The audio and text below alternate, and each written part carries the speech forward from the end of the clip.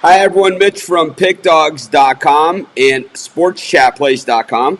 I went back to the old outfit with the Sports Chat shirt and the Pick Dogs hat. Got some other Pick Dog shirts and stuff. We're going to tell you what, we're going to mix it up on a daily basis here. But, of course, got the Puck Dogs, Rod and Chris, with me as always, and we got a lot of stuff going on behind the scenes. Man, am I chomping at the bit for the season to get going again. But I got to say, with the pictures coming in from around the country and around the world, I can't say that I can see this happening sooner rather than later. I think it's going to be later rather than sooner. But in the meantime, we're going to be with you here every single day, just like we have been.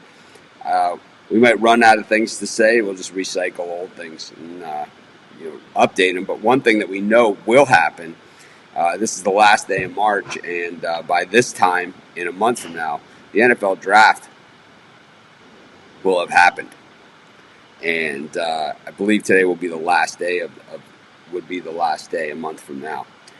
I'll probably live stream, depending on what's going on. I might live stream round one with you guys and maybe even live stream the rest of the draft with you guys. Kind of, how we were going to do the March Madness brackets and stuff. I'll just do the NFL draft with you guys. So, it's not for everyone. I understand that. Some people find the NFL draft super exciting. Some people find it super boring. But it's definitely is out there. Chris, how are you today? I'm doing well. I'm excited to talk about some NFL draft stuff today. Get the blood back flowing in the system. How about you, Rod? How you doing?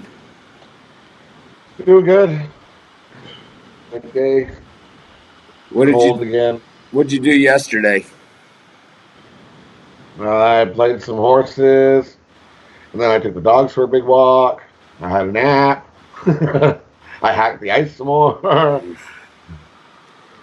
then it snowed. The wind picked up and it snowed. After the show was over, I went out into the front yard and I chipped 250 golf balls. I have thousands of golf balls, thousands. If tomorrow maybe we'll just open up my golf bag randomly, and you'll see, like, whenever I'm on the course and I find golf balls, I put them in the side pocket, and usually my bag gets so full you can't even fit it on the cart anymore. So I have to empty out the balls, and I have this huge bins, that you get from Costco in the garage that are just filled with golf balls. So like when I go to the driving range and I don't feel like hitting a full bucket, I'll just bring like a small bag of balls. People are like, "Man, you're hitting regular golf balls." I'm like, these are just random golf balls that I found. A lot of them are crappy. A lot of them are just brands that I don't play. So they're better than driving range golf balls, granted, but they're not balls that I'm going to use in a round. So it doesn't really matter. I'll have the net set up in the next day or two in the front yard and be smacking balls around. My neighbors will be hating life. So did that, and then I have been working out. Did the Nordic track for an hour.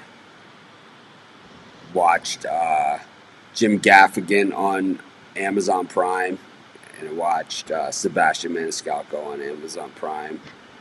Then took another nap, and let's see what else. Oh, ate like 6 times in between there as well. Popcorn, oatmeal, all my same things that I eat all the time. Turkey sandwich, 2 Reese's peanut butter eggs, about 100 graham crackers, certainly, and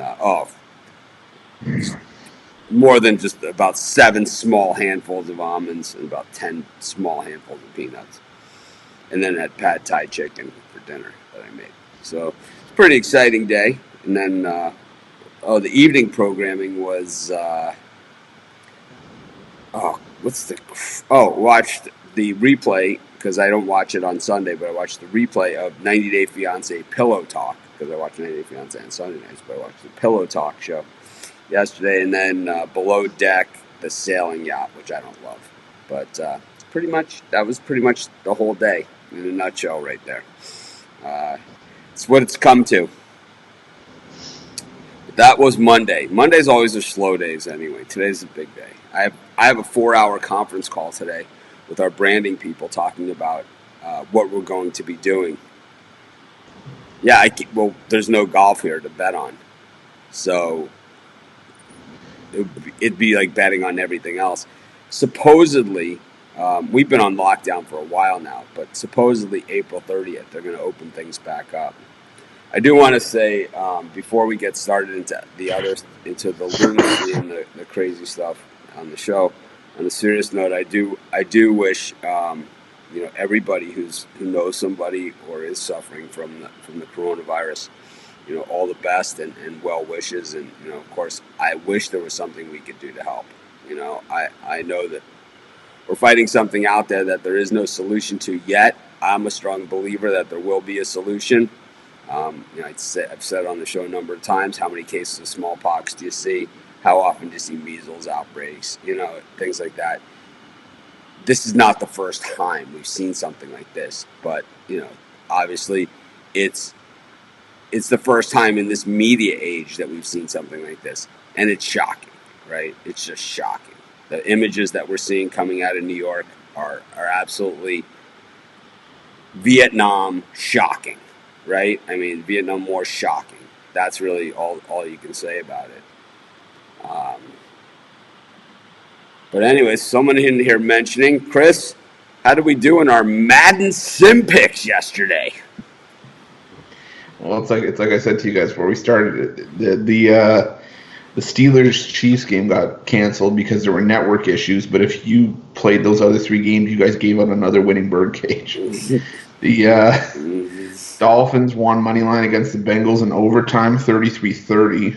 Cincinnati had a 21-point fourth quarter, but decided to have a questionable swing pass on 4th down in overtime to lose the game. Counts the same, but it was 3.5, so it's like there's a chance they would have kicked the field goal anyway, right? Well, no, they were backed up to their own 35. So. But that, what the thing is, I could see the Bengals running that play in real life too. So it gives the game a little bit of credibility. Philadelphia beat the Eagles 19-16. The Cowboys, right? They're getting big points in that game. Oh, sorry, yeah, they beat the Cowboys. They were getting 4.5 at home. Now, how did we come up with the Eagles pick against the Cowboys? They just freaking played a few months ago. Exact same game. It's like, I don't know. It's like in real life. Yeah. And, Minnesota was laying 2.5 against Detroit, and they won by a score of 38-17. So in these new Madden Sim games, is Diggs not on the Vikings anymore on there? Oh, that I didn't see. I didn't see that because still on the Vikings. The rosters are good to the end of last season. Not that Rod's watching sim games or anything. Not watching sim games. Yeah, I know the rosters are good up until the end of the 2019-2020 season. These are the guys starting the wave in the chat room. Next to this. But again, you parlayed those 3 up. That was plus 1161. So I'm ready to. Jed who's ready to see the Colts win the AFC South this coming year. I'm ready to see anybody win a game. I'm about ready right now. I'm actually I would love to see me have a bet on the Mets and Familia give up a tape measure 3-run homer up by 2 with 2 outs. Love to see it. Anyways, today's show, we're going to just go over some of the wide receivers that are available in the NFL draft. You guys know that I love college football, so I'm really familiar with a lot of these names. I'm not necessarily a draft guru.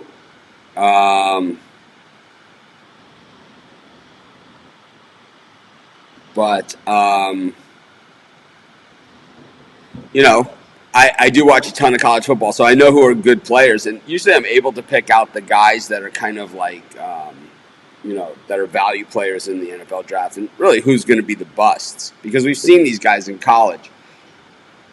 So let's take a quick look at who's available in this very, very deep wide receiver class, where there's value and where there's some can't miss superstars. And this is the best wide receiver class we've seen in a very, very long time. I consider the AJ Green, Julio Jones draft one of the best wide receiver drafts of all time because of those two picks, because of those two guys. And if you look at them, AJ Green and Julio Jones, they're both probably Hall of Famers, So I think this draft has that kind of talent. But I think this draft has more talent, deeper talent than that draft does. So this is the new age of football. And, back when those guys were drafted, Derrick Henry and Mark Ingram were the guys winning Heisman trophies. Now it's quarterbacks every single year. So the college game has evolved to a passing game to match what's going on in the NFL. So wide receivers are in vogue. This will change. Everyone that thinks, oh, this is the NFL and this is what it's going to be. No. This will change. There will be running backs that run between the tackles and, ball control and all that stuff. Someone's going to win. We saw a Super Bowl where someone won scoring 13 points, but we're going to see somebody win regularly in the regular season, scoring 14, 17 points, playing defense and running the football, and this will change. But let's get right into it. When we look at the wide receiver rankings, we're all over the place right now. But one of the wide receivers that's out there is CeeDee Lamb of Oklahoma. Comes from a passing spread wide open triple option type weird link, Riley, passing game. So he's a junior that's coming out. Chris, any thoughts on CeeDee Lamb, because this guy was an absolute terror. Oh yeah, sorry, 62 grabs for over 1,300 yards last season, 26 touchdowns in 27 games over the last 2 years. He's going to be one of the top two receivers taken in the draft, either him or Jerry Jeudy, who I'm sure we're going to talk about shortly. But he can be a slot receiver, he can be a deep threat. I think, I'm not trying to bring Jeudy too much into this right now, but I watched a lot of SEC because that was the conference I was covering for Sports Chat Plays. I think Judy's a little bit faster than Lamb, but I do think Lamb's a threat because you watched him play against, he tore up, I think it was Oklahoma State. And he was just, you could see he doesn't look ahead until he catches the ball, which is a huge thing that you see some receivers do. But then the vision that he has once he gets the ball, he can turn a 10-yard play into a 40-yard gain. It's scary. How about you, Rod? Any thoughts here on CeeDee Lamb, Oklahoma? Yeah, he didn't get as many targets this year as he did in 2018 with Hurts at quarterback. Hurts was more of a running style, and that's just Hurts, you have to remember, if there's that opening to tuck the ball and run, he took it. And you didn't see that at a Baker Mayfield or Skylar Murray as much. Well, you look at what Jalen Hurts did. I mean, to your point, ran for a team high almost 1,300 yards and 20 touchdowns. Yeah, led the team in carries. So that was going to be a hindrance to Lamb the whole time last year. Exactly. Lamb is a partier. He needs to go to an NFL team that's going to keep him focused. Otherwise, he'll lose focus and become party animal, and he won't do so good. Well, a lot of teams need a wide receiver. That's for sure. I mean, the whole thing about this draft is that it's deep in wide receiver, and there are a lot of teams that need wide receivers. Yep. I honestly think that he's rated a little bit too high right now, and I think the Houston Texans are a great fit for him, but I don't think they have a first-round choice, and I'm not sure he's there. I think that matches exactly what Rod just said on the discipline end. Also, losing DeAndre Hopkins, they have a very pressing need here. The thing about CeeDee Lamb, he's not a 15-catch-a-game guy like a Julio Jones is going to be or AJ Green, but he is a guy that if you do give him a quarter of an inch, he will take it all the way every single time. It's like he is one of those guys that it's like kind of like Tyreek Hill on the Chiefs, where it's like how many times do you see him like he gets the ball and it's like he has like a quarter inch of separation and it's a touchdown. It's like there's nothing you can do about it. And I think that that's what you have in CeeDee Lamb. We'll move on because we don't want to take too much time on each guy. But Jerry Jeudy, I think this is the top wide receiver in this draft. I've said that Jerry Jeudy is the top wide receiver in college football since the day he signed with Alabama over Miami, who, man, did we want this guy bad. This is the second, I would say, of all the wide receivers that Alabama has beat Miami out for, this one hurt the second most of all of those. Miami has beaten Alabama out for a lot of guys, too. And, and even in recent years, they beat them out for some pretty good players, too. But this guy is special. This is a once in a lifetime player. The other receiver that I was referring to was Amari Cooper. That was the other one that was between Miami and Alabama, and he took Alabama at the last second. Same thing here with Jerry Jeudy, who was pretty much committed to Alabama, but it looked like he might have been swayed a little bit before, but he ended up going to Alabama. I think this is the best wide receiver in the country and certainly the best wide receiver on the board. He's more than just a speed guy. He can do it all. Stop and start and cut and deep and juke and jump. If you have that early pick and you need a wide receiver, you better be taking this guy. This is your guy, as far as I'm concerned. They have him ranked as the second wide receiver right now. The wide receiver class, for those of you following the draft coverage, these guys have been all over the map. There's been more movement from the wide receivers than any other position. But Jerry Jeudy, I'd say, is a can't miss home run slam dunk. Chris, anything else there? Yeah, I think while we were talking about, maybe possible fits, I think he's set up to be a team's number one pretty much out of the gate, and I think a team that could use a receiver like that. They move now. They're in the city of lights. I think he goes to the Raiders. I think he'd probably be their number one guy again right out of the gate. I think he's better than Tyrell Williams, better than Hunter Renfrow. Hunter Renfrow is going to slide in and be like the Julian Edelman type slot receiver, like he was in college. I just think Jerry Jeudy might be the nice new face of that franchise. Rod, any more thoughts on Jerry Jeudy? Him and his yak yards. Yeah, he's ridiculous. See, the thing is that, and I talked about the Miami thing, is that Amari Cooper and Jerry Jeudy are both from Miami's backyard, and that's why the Canes were in it for him. I would say any other player in the country outside of those two would have chosen Miami. I don't understand why you would go to, I understand Nick Saban's your coach and you're going to win some games, but why would players go to Tuscaloosa, Alabama over South Beach? If you're an 18-year-old kid, I guess if you're from there, and you grew up with it, and that's what we have here. And, a lot of players do the same thing.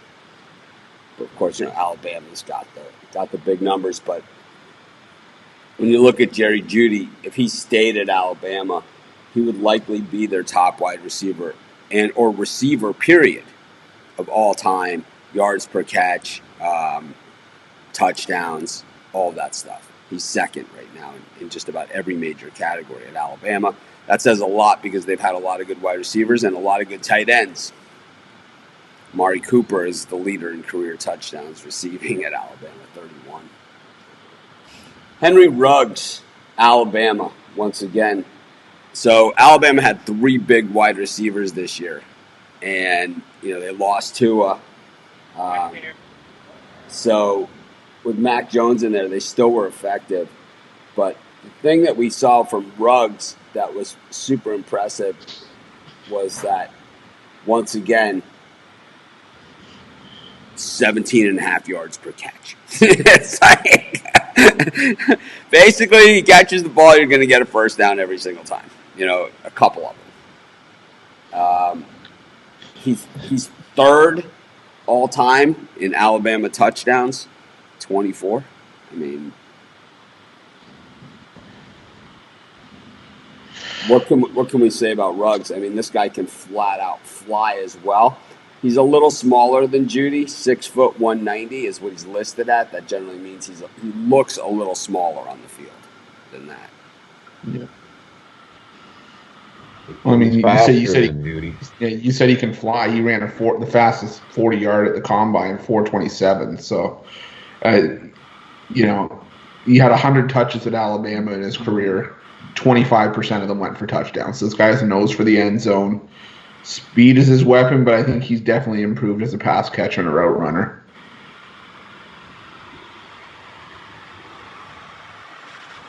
Rod, anything?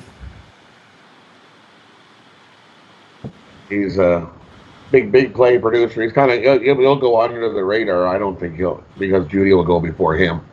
Judy's a bigger pickup for people. That's why he's ranked out third.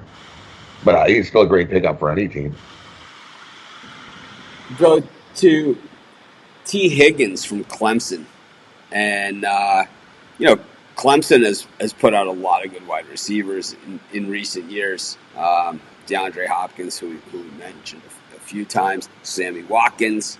You have a few guys that have actually been injured too, for a good amount of time. But Clemson, well, the thing about Higgins' numbers that are going to be down a little bit is that Clemson really slaughtered teams this year. I mean, they really slaughtered teams. And while Alabama, generally, their slaughters, they left the starters in and ran up the numbers. Clemson ran the football a lot after that. They had Etienne. And it wasn't like they were throwing deep up by 25 and 30. Alabama was doing that. But Clemson wasn't. And Higgins' numbers suffered because of that. I'm not sure I would put Higgins in that Judy or Lamb class, but I think that he's a nice fit for somebody. I don't even know, of all the receivers here, it's like I don't have a thing to say that Higgins isn't as good as some of these other receivers, but given my choice, I don't have him as the fourth best wide receiver. I think in a different year he could be the number one, right? In a different year he could be the number one overall. But this wide receiver class is too good to rate him that high because we looked at Clemson's level of competition this year, and as much as I backed Clemson from day one, he really wasn't. Didn't play a team that had a guy that could cover him. Chris, any thoughts on T. Higgins here? Well, I mean, it's like you said, they did run the ball a lot, and in what we'll call garbage time when they were up by 35 or whatever. But I think the reason Higgins is getting a little bit recognition from that Clemson, background is he was their only 1,000-yard receiver this year, and he was the first of two receivers that had over 500 receiving yards for the Tigers this year. So there wasn't a lot going on through the air this year. He did have 13 touchdowns. He's a guy that can get up there, but it's like you said, I don't see him going anywhere near where the likes of Judy, Lamb, and even Ruggs are going to go. I think he's probably late first, early second round. I think it hurt him that he was injured against Ohio State. He missed most of the first half in that Ohio State game. I think that hurt him. But when he was in the second half, that's when they got it done. And it was Rod. Any thoughts on Higgins? Well, he rents the size of his mismatch. He's taller. He'll get the jump ball over a lot of people. So he's good. He'll be good down in the red zone. I don't think he's tough enough between the numbers for me. Down in the red zone, yeah, I think big, tall, jump ball. Well. But I don't like 30 second. We'll go to our next wide receiver here, and this is Jordan Jefferson from the defending national champion LSU Tigers. Jefferson was pretty much unstoppable in that game against Oklahoma. He's basically throwing the ball; it's a touchdown. Super lightning fast. Certainly, Joe Burrow put up big numbers. I think Jefferson is a good part of that. He was definitely the top guy, and at LSU, he comes from a school with, once again, very good pedigree on the wide receivers.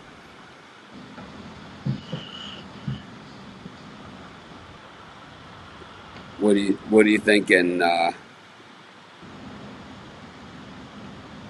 are you guys thinking here with Jefferson? I think this is a guy that if Jerry Jeudy's not on the board, I would say, for me, I would rather have him than Ruggs.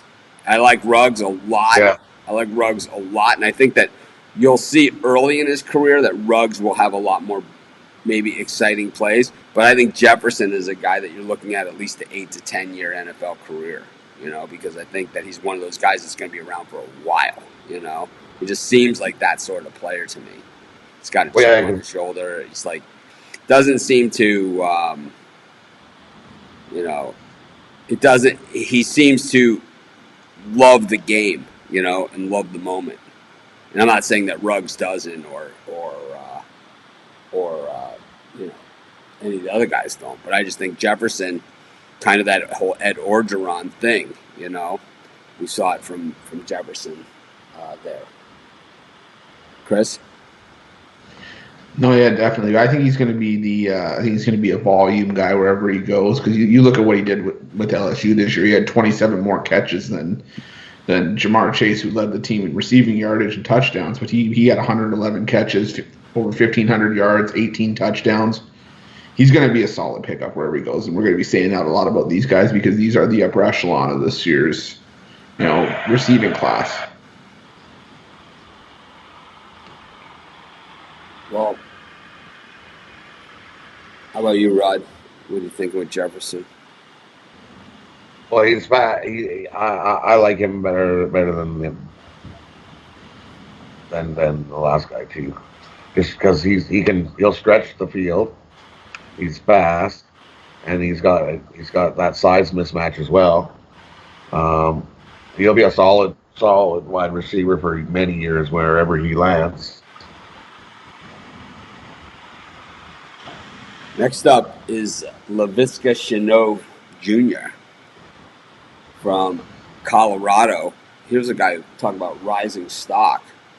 Really? 1,900 yards in his career. He only played in 9 of 11 games. Colorado was not a bowl team. They really weren't as in focus. He had the worst quarterback of any wide receiver on this list. He's kind of a little bit of a reach guy, but we've seen in the NFL some impact players come out of very similar situations, and I think that's where the intrigue is here. Obviously, a guy who can play, but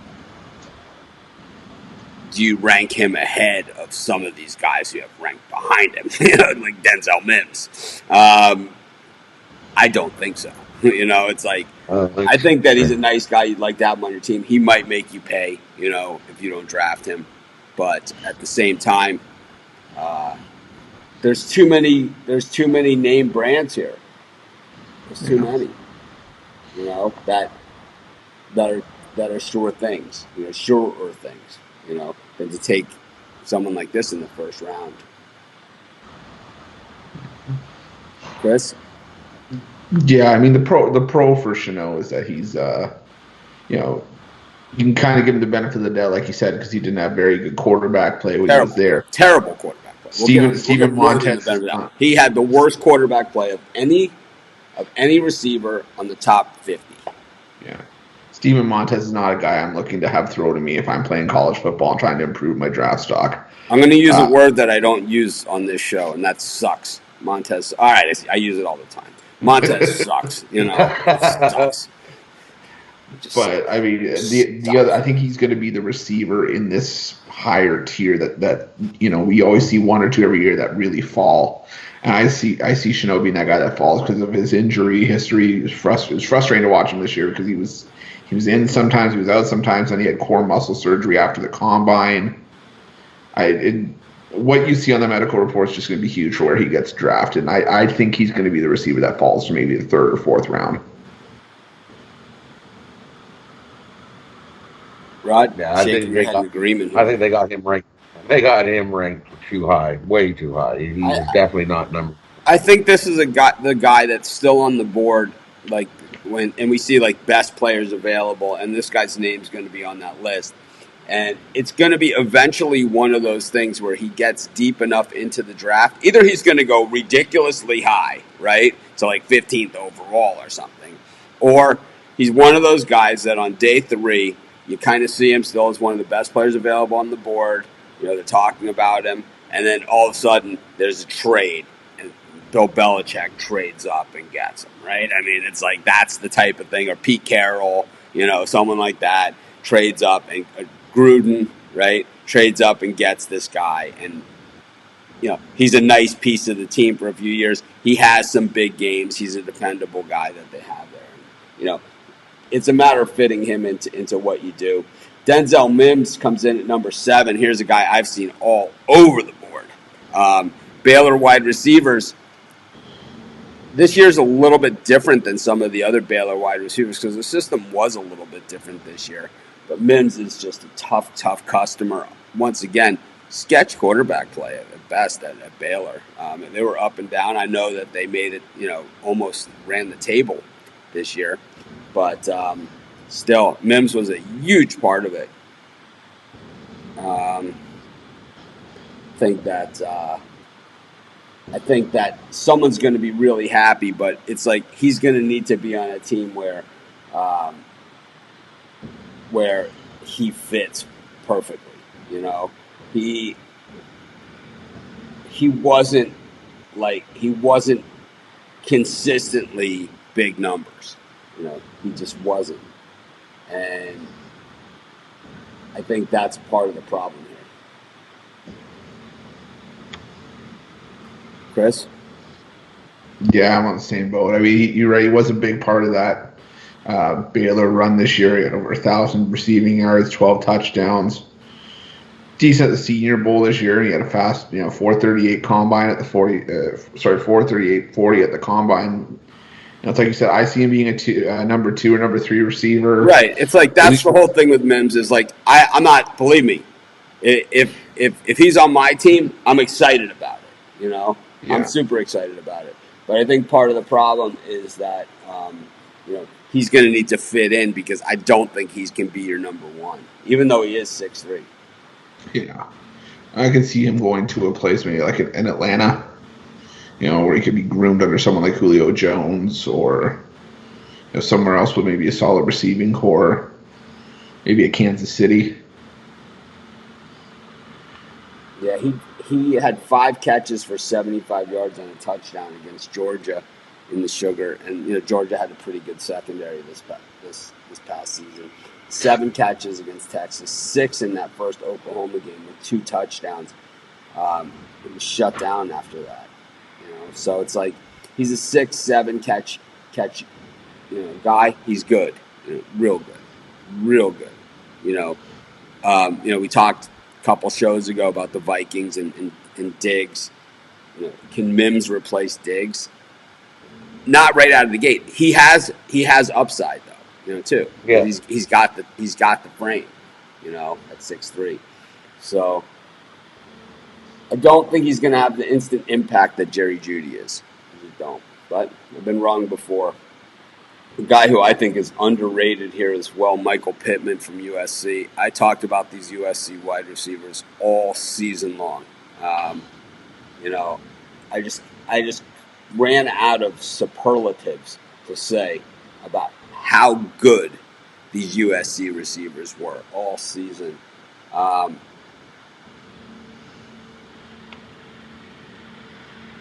He had shoulder surgery in the offseason. he didn't have the gigantic numbers that some of these other players have. He had injury issues, but I think one of the things that you look for is he also blocked 3 punts. So this is a guy that can contribute, and he's not afraid to get in the mix. I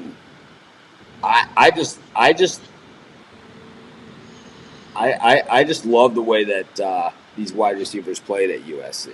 So I don't know what do you guys think, Rod? What do you think of Pittman?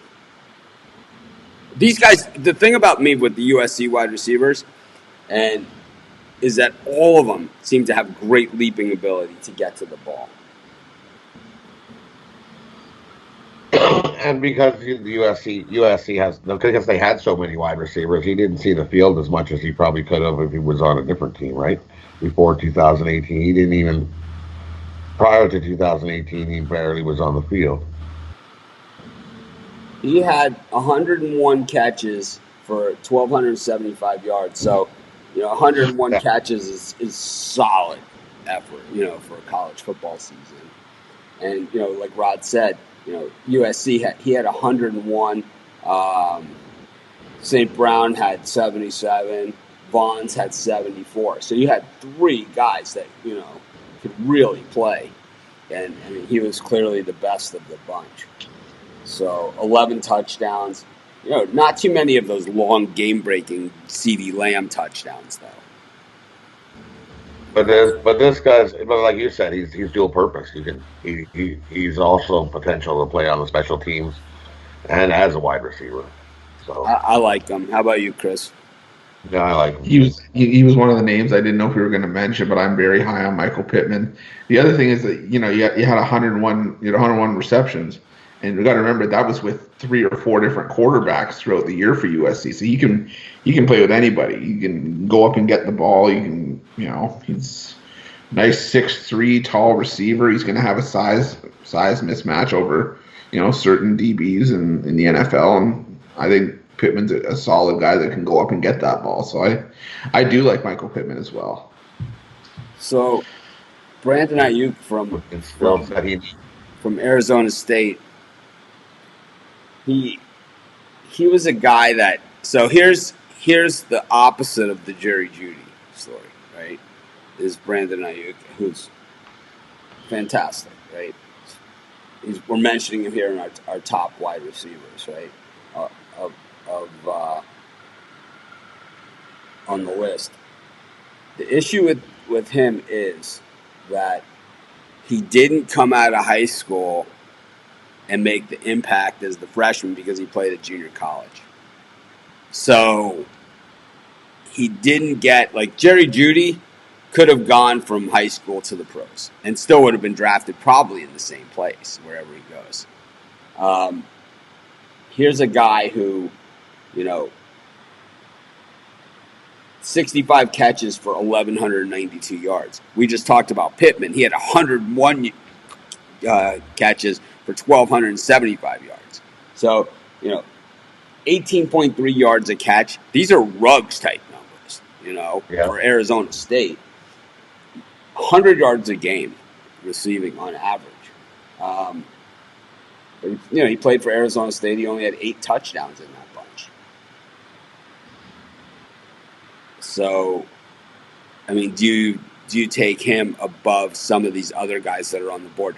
We're going to see some movement here at wide receiver. This is the group where it's not going to be on the list, and we're going to hear Mel Kiper, who take it or leave it for what he has to add to the NFL draft. We're going to hear him saying, "I can't believe they took this guy with this guy on the board." Right? I like this one. I like this Brandon Ayuk. I know that Arizona State wide receivers haven't generally been the magic, the secret sauce for success in the NFL, but I think this guy is a gamer. Chris? No, definitely. We saw he broke 140 yards, I think, on 4 different occasions this year. So we know he can he can put up the numbers. And they were against some solid teams. You got him going against Oregon State. He had a nice game early against Kent State, but he's shown that he can hang. He's a volume guy, getting at least 5 receptions in each of his last 5 games at the end of the season. I do like Brandon Ayuk. I don't know if I'm as high on him as certain other players. I'd definitely take him above Chanel, but I think a guy like Michael Pittman will go ahead of Ayuk personally. I would at least take him ahead of Ayuk. All right, we're going to go a couple more, and then we'll just kind of do an overview of who else is on the board. Yeah, I would take him lower too. We got Tyler Johnson from Minnesota. The Gophers were good, and he was a good part of it, but we saw teams shut him down, later in the season. He's a senior, and Flex seemed to be able to run stuff that got him open. Don't love him, but 6'2", 205, he's got some room to be a really good one. Rod, what are you thinking here on Tyler Johnson?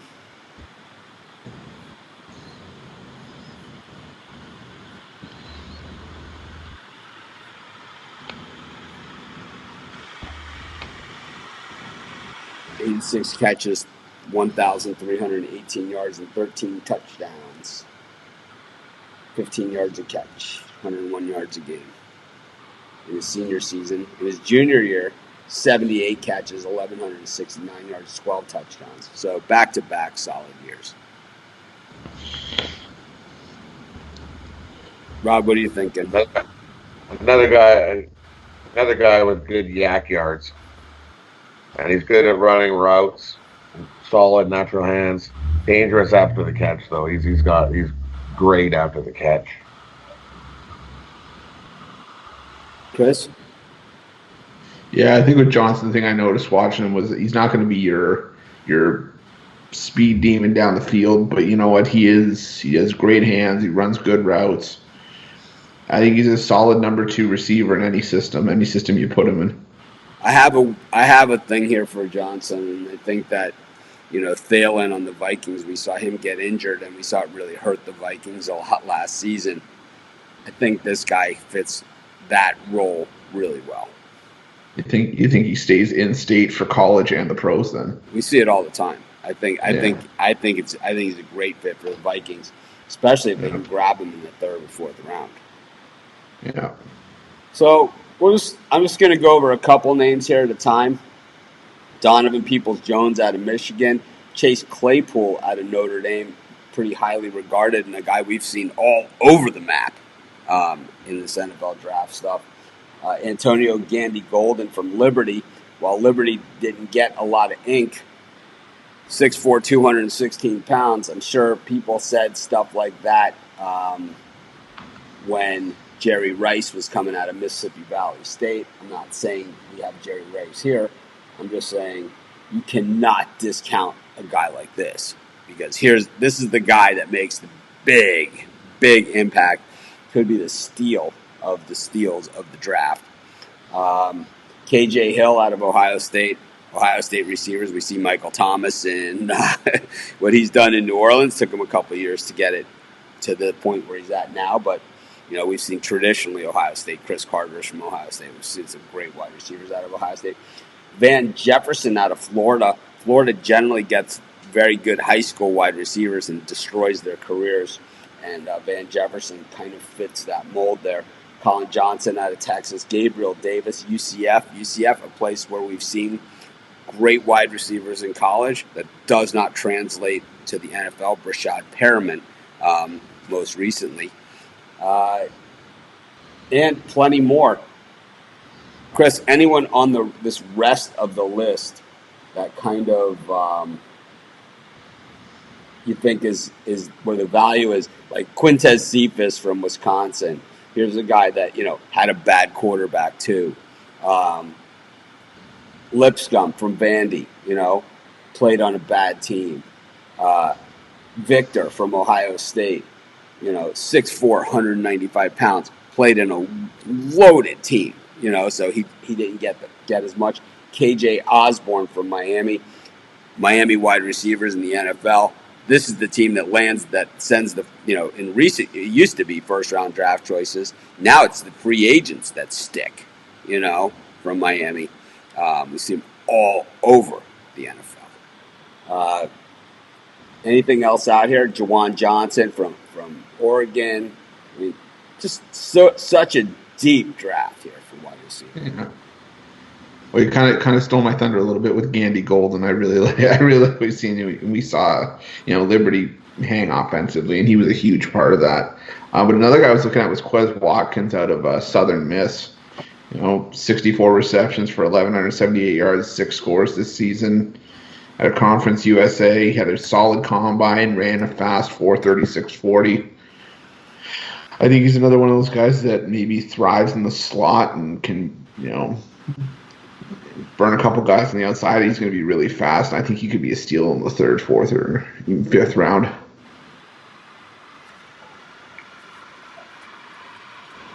How about you, Rod? Any other receivers you're looking for on the board here? Yeah, I like Jalen Rigger from TCU. He has 43 catches, 611 yards, 5 touchdowns. But he also played on TCU with some really crappy quarterbacks who missed him a lot. He's a speed demon, home run hitter downfield. You get him on a team with a half decent quarterback. We'll get him the ball. I think he'll be big. It's just because TCU had such a bad quarterback. I'm with missing him the ball. I think that TCU though the problem is for me is that their receivers in the NFL haven't not translated to the top of their ability. I think teams look at this. Yeah. I think teams look at it. At least they should. He will need a little work, but I think he's got huge upside. With a little bit of work, I think he'll be good. All right, well, that pretty much covers wide receiver for where we are now. Of course, we got a long way to go between the NFL draft and today. I think that the next time we cover NFL draft, one thing that I would add to this segment is we'll probably try and number one, we'll prep a little bit more. And that means we could probably pick some landing spots for these guys, and that would make more sense as to where they would rank, because,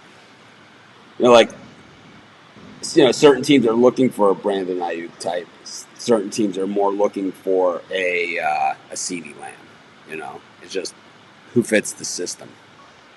Some teams are looking for anybody, just anybody. And you don't know who's going to be the next DeAndre Hopkins, You have no idea. But anyways, thanks everyone for joining us. We'll be back tomorrow. I'm not sure what we're going to talk about.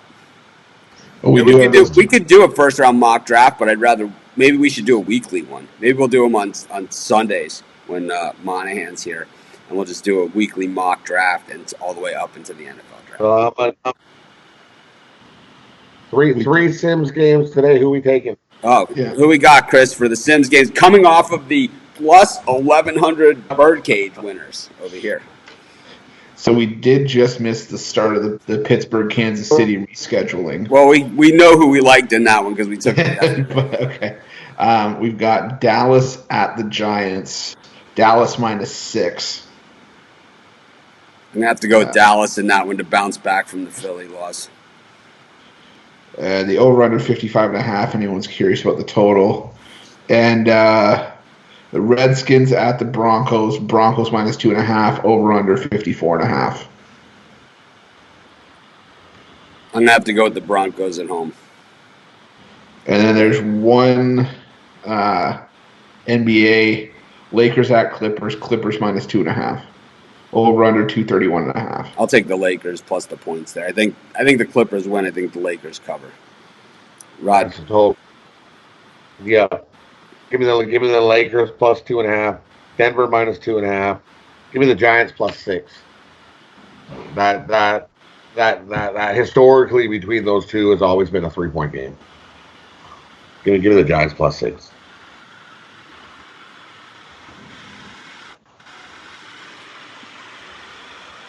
All right. Chris, what are your picks in those? Yeah, I'm going Lakers, and I go Broncos, and I am going to take. I'll take Dallas as well. I'll lay at 6 with Dallas. All right. Thanks, everyone, for joining us. We'll be back tomorrow.